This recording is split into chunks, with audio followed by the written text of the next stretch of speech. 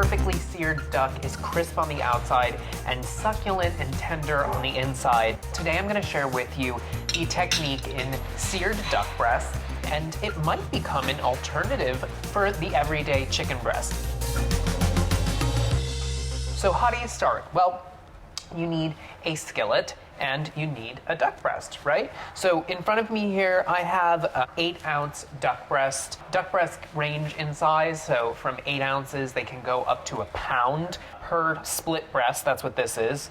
With chicken breasts and with duck breasts, the entire thing is considered a breast. So this is really a halve. What I'm gonna do today is I'm gonna show you how to score the duck breast. So scoring the fat, and what that will do is when we cook it, it's going to render out in the pan. So you won't get that layer of fat over your duck breast. So take a very sharp knife and you're going to cut through the skin and the fat, but not into the meat. So gently glide your knife. And you want to create a diagonal line. You want to go maybe a ½ inch in between each. So I'm cutting down through the skin into the fat, but not into the meat.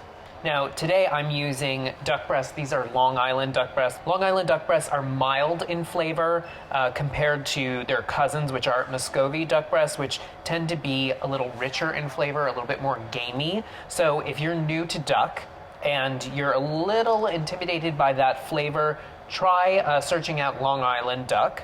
And now, since I'm going one way, I'm gonna flip the breast and I'm going to cut the other way, creating a crosshatch pattern. This is a very similar process for, if you're doing your holiday ham, you would be scoring the ham, allowing the fat that goes underneath the skin to kind of render out. So this looks pretty good. Again, a sharp knife is key here. And now what you want to do is you want to season the duck breast. So I'm going to use a little bit of salt here, some freshly ground pepper, season both sides. And now take your duck breast, and this goes into a cold pan. And you might think that's a little weird, but really what we're doing here is we want to cook the duck breast over a medium-low heat.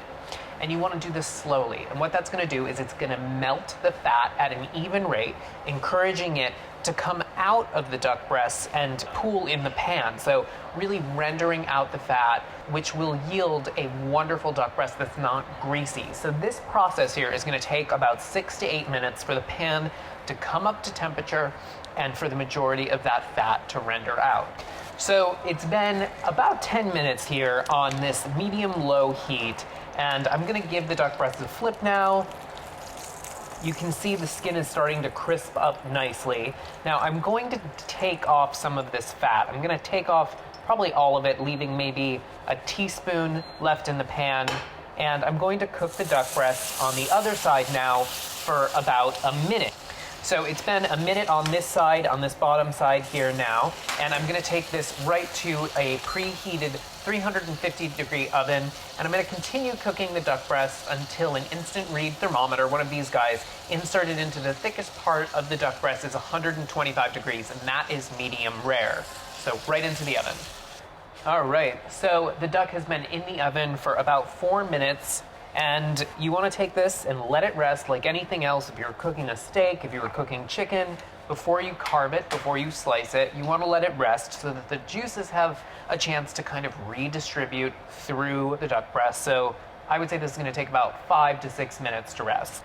So the duck breast has been resting for about 5 minutes, and now I'm going to cut it. Now you want to cut duck breast on an extreme bias. Use a very sharp knife here. And you should have a blushy pink interior. This is medium. So slice this up. You can serve this with any number of sauces. So there you go, guys. Perfectly cooked duck breast. A nice blushy pink. The skin is crisp. There's really no fat, so it's not greasy. Now, if you have any kitchen conundrums, as always, write in the comment section below or reach out to me using the hashtag Kitchen Conundrums. There you go, guys. Yet another one. Enjoy.